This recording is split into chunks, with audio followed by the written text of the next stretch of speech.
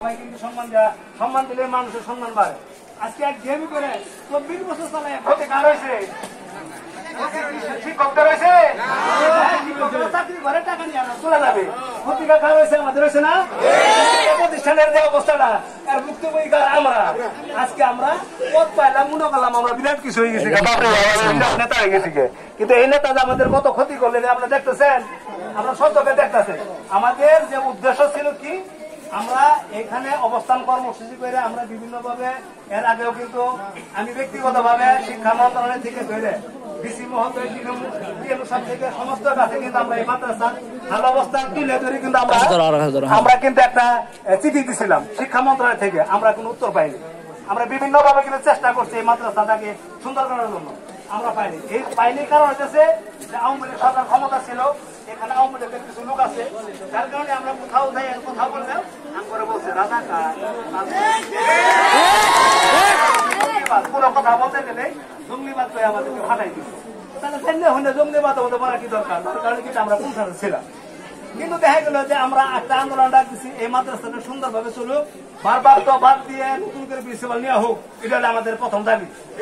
এবং আমাদের প্রথম দাবি হলো যে ভারপ্রাপ্ত চলবে না, ভারপ্রাপ্ত বাতিল করে পূর্ণাঙ্গ ভাবে একটা প্রিন্সিপাল নেওয়া হোক, এটা হলো আমাদের প্রথম দাবি।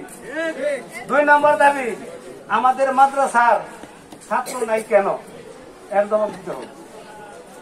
আপনি সরকারের টাকা খাবেন আর মাদ্রাসায় আসবেন, আর এই 1 সপ্তাহ 15 দিন পরে আবার আই হারে আপনি সিঙ্গাসার করে যাবেন। কথা কি সঠিক না বেসঠিক? 3 দিন মনে করেন 1 সপ্তাহ নাই, 15 দিন নাই, 1 মাস নাই, এটা কি আপনার কি জমিদারি যে সরকারি টাকা খাবেন আর 15 দিন 1 মাস পরে আবার আর সিঙ্গাসার দিয়ে যাবেন আর টাকা দিলে খাবেন? সরকারি টাকা কি এত হস্তা হয়ে গেছে গা? সরকারি টাকা এত হস্তা হয়ে গেছে গা?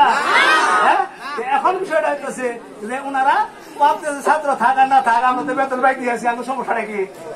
এখন যখন আমরা এলাকার মানুষদের আমরা এই বিষয়টা আলোচনা করলাম যে এটা আমরা বসে একটা সমাধান করি, কিন্তু এভাবে তারা কি করলো? অতীতে দেখা গেছে এই মাদ্রাসা নিয়ে যখন যারা কথা বলতে গেছে তারা চাঁদাবাজির মামলা হয়ে গেছে গা, চাঁদাবাজির মামলা হয়ে গেছে গা। এখন আমরা আলোচনা করলাম, তাহলে এখানে আমরা এলাকার সন্তান, আমাদের নিয়ে শিক্ষক স্টাফ আছে, এখানে শিক্ষক যারা আছে আমার সকলে সম্মানিত হুজুর, অধিকাংশ আমার হুজুর, আমরা ডাক দিয়ে বলতে পারতো কাছে কি নিয়ে আন্দোলন করতেছ?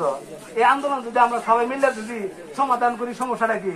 অনারা করতো না, কি করতো না? কাছে মাইলে এলাকার মানুষ আইলে আমরা লুটে বুটে খাবেতাম না।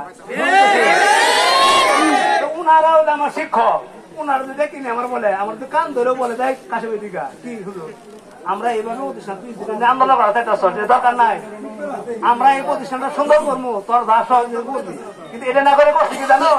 আমরা আন্দোলন কর্ম করার কারণে আমার ছেলের বিরুদ্ধে আনিসুর রহমান, আমি আবুল কাসেম, চাং স্যার আর হেলা চেয়ারম্যান নামে মামলা করতে আছি, জিডি করে খাইছি। আমরা কি চাঁদাবাজি করছি? চাঁদাবাজির লোক আমরা, সন্ত্রাসী লোক আমরা পরে টেমারে খাই এমন প্রমাণ আছে? তাইলে এই যে অহযোগ্যকে হয়রানি করে, তাইলে এই সাহসটা দিল কারা? এলাকার মানুষ সাহস না দিলে সাহস পা? হ্যাঁ, তাহলে এই ধরনের কথা আর বরদাস্ত করা যাবে না।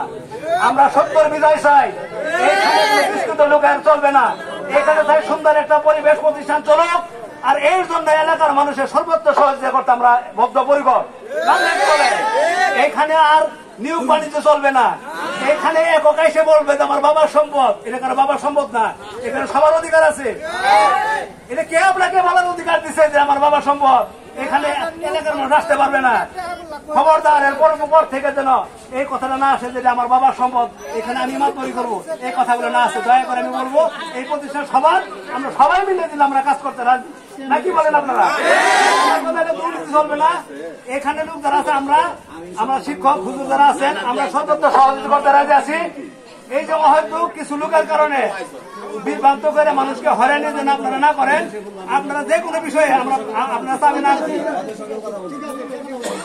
আপনারা যে কোনো বিষয়ে আমরা সহযোগিতা করতে রাজি আছি।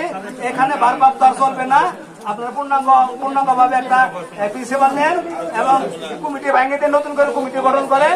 এবং যাই হোক, আমার অনেক কথা ছিল। যাই হোক, আমার কথাতে যদি ভুলভ্রান্তি হয় আল্লাহর কাছে ক্ষমা প্রার্থী।